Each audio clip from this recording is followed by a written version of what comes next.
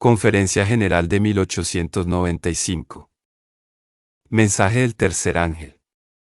Sermón número 24. Derribando el muro de separación. Pastor Ad Jones. El texto para esta noche lo encontramos en Hechos 10 y 28. Les dijo: vosotros sabéis cuán abominable es para un judío juntarse o acercarse a un extranjero. Lo que se ha traducido extranjero en el original es literalmente uno de otra raza o nación. Y no se trata solo de que sea algo prohibido, sino que vosotros sabéis cuán abominable es hacer algo así. ¿Lo era? ¿Le estaba permitido a un judío acompañar o asociarse con alguien de otra raza? Los judíos lo consideraban prohibido. Pero, ¿lo era realmente? Los judíos eran el pueblo de Dios. Desde hacía años habían venido profesando serlo. Por aquel tiempo debían haber aprendido ya que cualquier cosa que Dios diga, y solamente si Dios la dice, es legítima. Nada de lo que algún otro pueda decir tiene fuerza como ley, motivo por el cual no merecen propiedad el calificativo de legítimo. En consecuencia, nunca podrá llamarse ilegítima la violación de una aserción como esa. Debieran haber aprendido eso, pero en su lugar aprendieron todo lo contrario, y hasta tal punto, que llegaron a considerar los dichos del hombre como de cumplimiento más obligatorio que los de Dios mismo. Los mandamientos humanos, las costumbres y los caminos del hombre anularon la propia palabra de Dios, tal como Jesús declaró: habéis invalidado el mandamiento de Dios por vuestra tradición. Mateo 15 versículo 6. Cristo, en la obra que desarrolló en el mundo, y en la que ha realizado en sí mismo a favor de todos los que están en él, significó exactamente lo contrario a ese orden de cosas que hemos descrito. Se esforzó para que los hombres vieran que los dichos humanos, o los de cualquier colectivo de personas, no pueden jamás definir lo legítimo, y no tienen lugar para el cristiano en la categoría de lo legítimo, como tampoco en lo ilegítimo si se obra contrariamente a ellos. Por el contrario, solo lo que Dios dice define la legitimidad, y solo la transgresión de lo que Él dice define la ilegitimidad. Ese es el principio que queremos examinar en uno o dos estudios, quizá más. Interesa que lo hagamos ahora, pues hemos llegado al final de los tiempos, y pronto hemos de encontrarnos en ese tiempo cuando el mundo va a estar enteramente bajo mandamientos, tradiciones y prejuicios humanos que invalidarán la ley de Dios, tal como sucedió a su pueblo cuando Cristo vino al mundo. Por lo tanto, si es que hemos de serle leales, y ciertamente lo debemos ser, habremos de atenernos tan estrechamente a lo que Dios dice, que esa sea nuestra única regla y norma de conducta. Esa será nuestra única guía, y eso en Cristo, tal como estuvo en su vida y experiencia. Cuando suceda así, estando el mundo entregado a formas, ceremonias y tradiciones que invalidarán la ley de Dios, tratará de igual forma en que trató a Cristo, a quienes acepten las tradiciones del mundo como Cristo las aceptó. Así pues, nunca fue el propósito de Dios que se tuviera por ilegítima la asociación o trato con alguien de otra raza o nación. Solo cerrando voluntariamente sus ojos y dando la espalda desde el principio a la enseñanza divina, pudieron llegar a una situación como aquella. Pongamos atención por un momento a la posición de los judíos, tal como Pedro expresa en ese texto que representa la posición global de la nación judía al respecto. Según ellos, Dios había desechado a todas las naciones y no tenía ningún lugar junto a él. No obstante, el Señor no había cesado de mostrarles que eso de ninguna manera era así.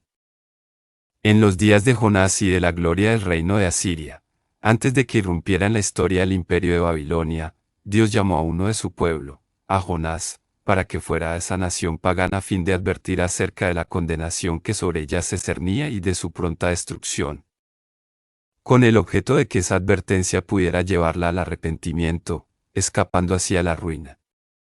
Jonás dijo al Señor: de nada sirve que lleve el mensaje, puesto que eres un Dios misericordioso y te arrepientes del mal.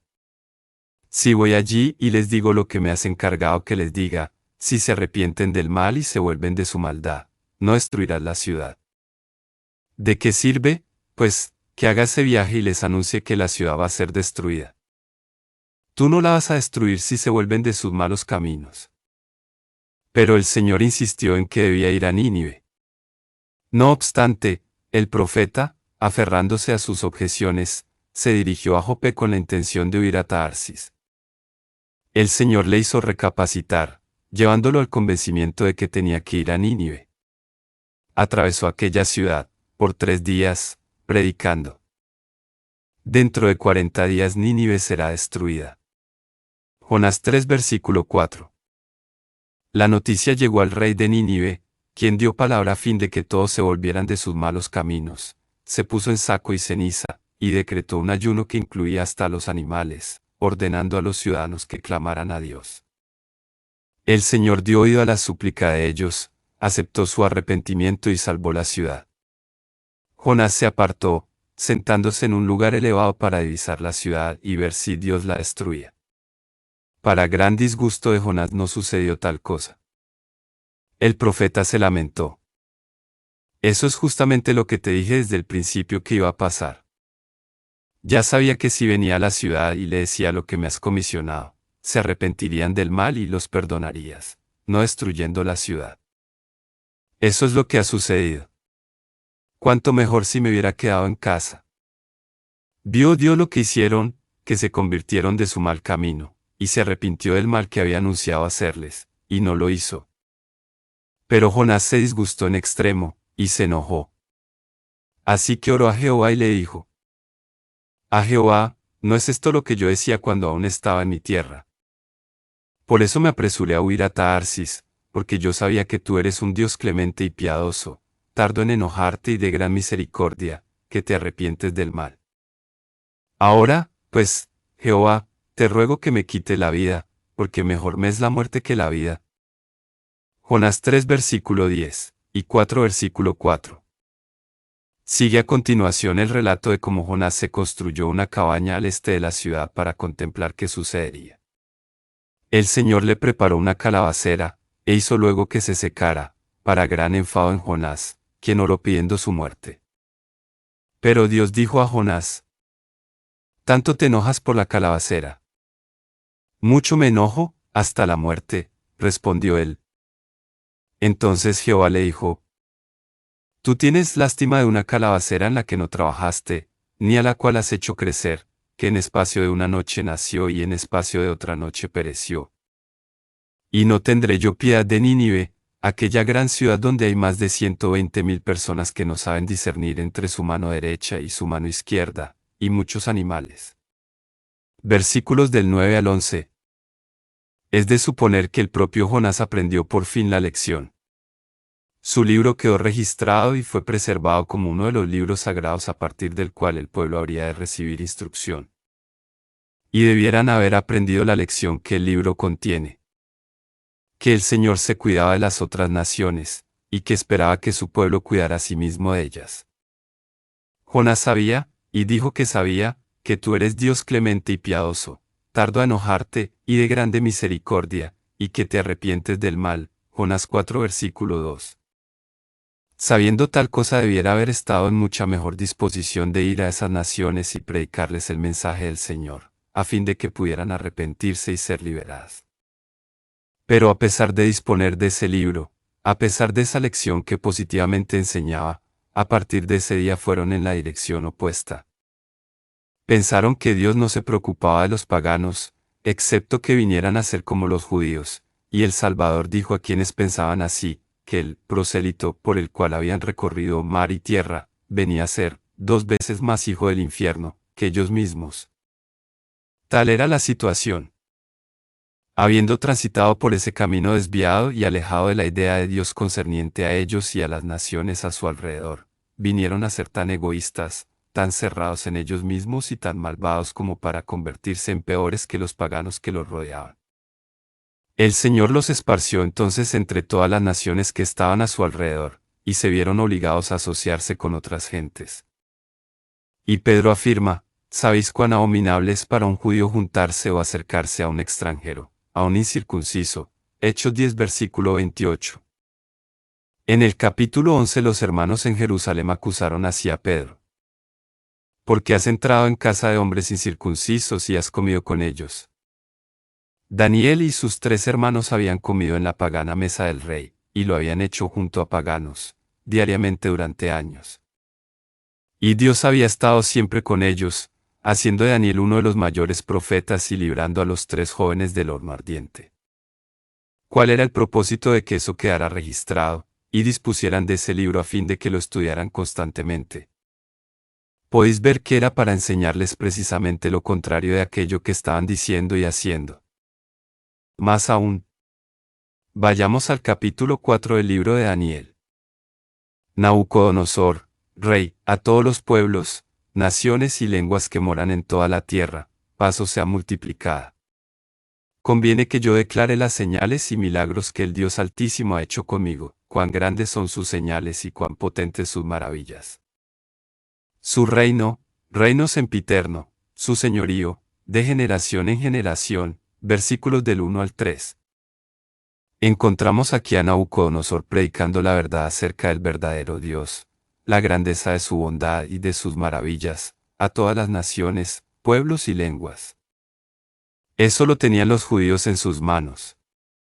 Lo tenían en sus propios registros, el que Dios había dado un sueño a Nabucodonosor y había proporcionado a Daniel la interpretación de aquel sueño del rey. Y que de esa forma Dios había llevado a Nabucodonosor a la situación en la que haría una proclamación dirigida a todas las naciones y lenguas acerca de la gran bondad y grandeza del verdadero Dios.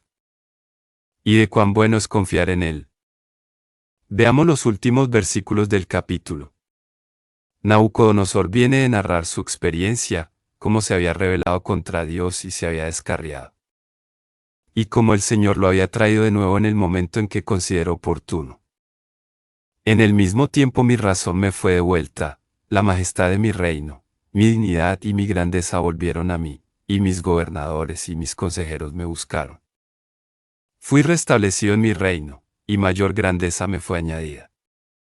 Ahora yo, Nabucodonosor, alabo, engrandezco y glorifico al Rey del cielo, porque todas sus obras son verdaderas y sus caminos justos, y él puede humillar a los que andan con soberbia.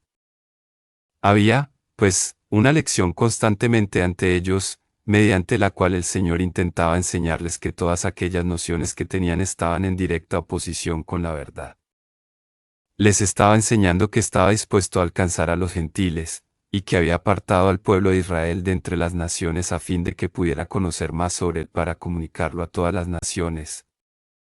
Si desde el principio hubieran permanecido en el lugar en el que Dios quería que hubiesen estado, esa tarea jamás habría recaído sobre un rey pagano, puesto que el propio pueblo de Dios habría proclamado su gloria a todas las naciones.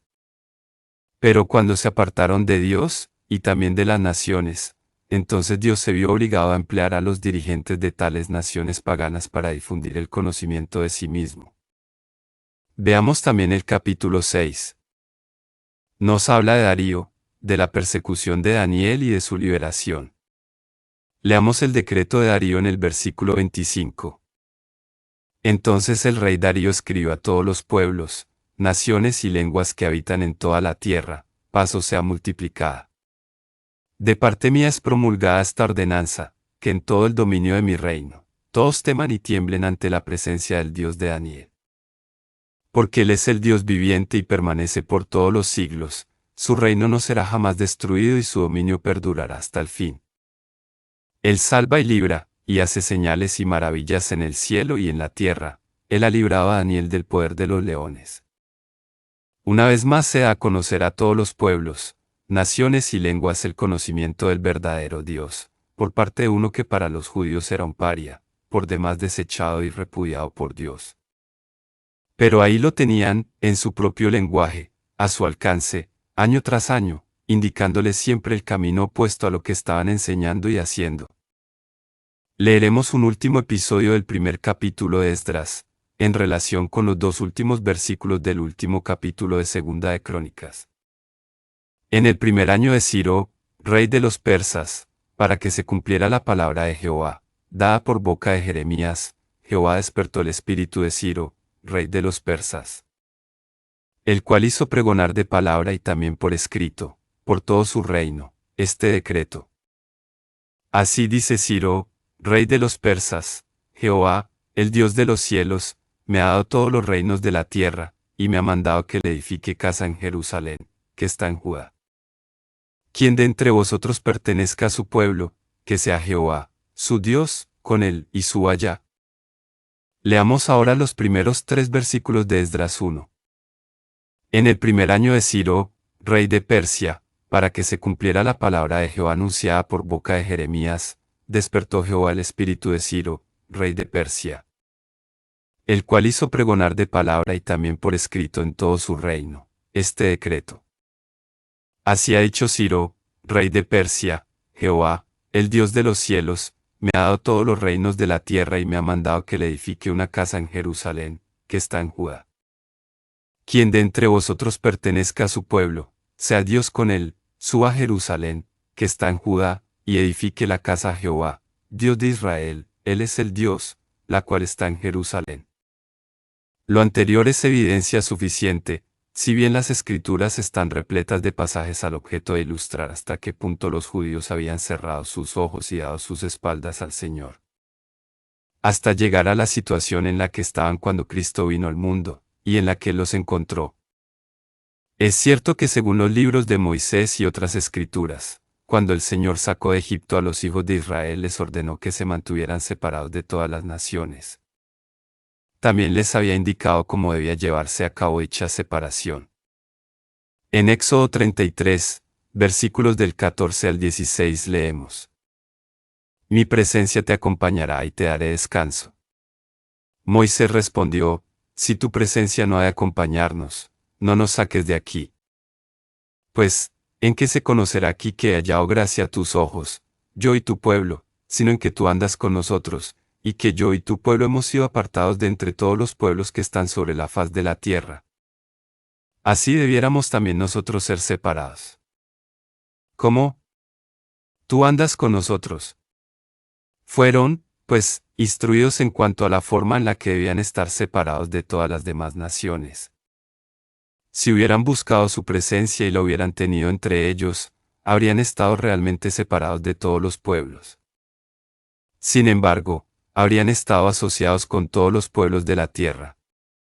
Habrían ido a todo pueblo, nación y lengua para hablarles de las glorias de Dios, de su bondad y poder, tal como hicieron Nabucodonosor, Darío y Ciro. Pero no desearon su presencia, ni tenerlo siempre con ellos a fin de que los santificara, puesto que estar separados del mundo para el Señor es lo mismo que estar santificados. Si hubieran tenido la presencia del Señor para santificarlos, podrían haber ido a cualquier parte en la tierra, y seguir estando separados de todos los pueblos.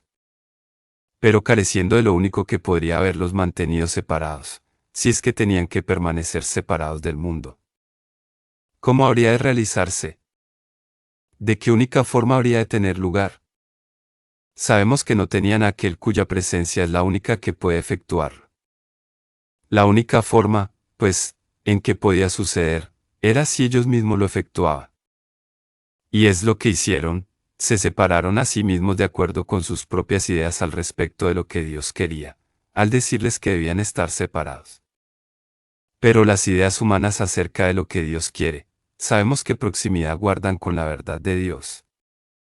Mis pensamientos no son vuestros pensamientos ni vuestros caminos mis caminos, dice Jehová. Como son más altos los cielos que la tierra, así son mis caminos más altos que vuestros caminos y mis pensamientos más que vuestros pensamientos. Isaías 55 versículo 8 y 9. Es decir, tan lejos de la verdad como sea posible imaginar. No teniendo la presencia de Dios para orar esa separación a favor de ellos y en ellos, la asumieron por sí mismos, y solo de esa forma podían hacer si es que querían estar separados. Pero no teniendo la presencia de Dios, que es la única que puede lograrlo, su esfuerzo por separarse a ellos mismos. ¿Qué es lo único que podía conseguir? Pensemos. ¿Cuál había de ser el único resultado posible?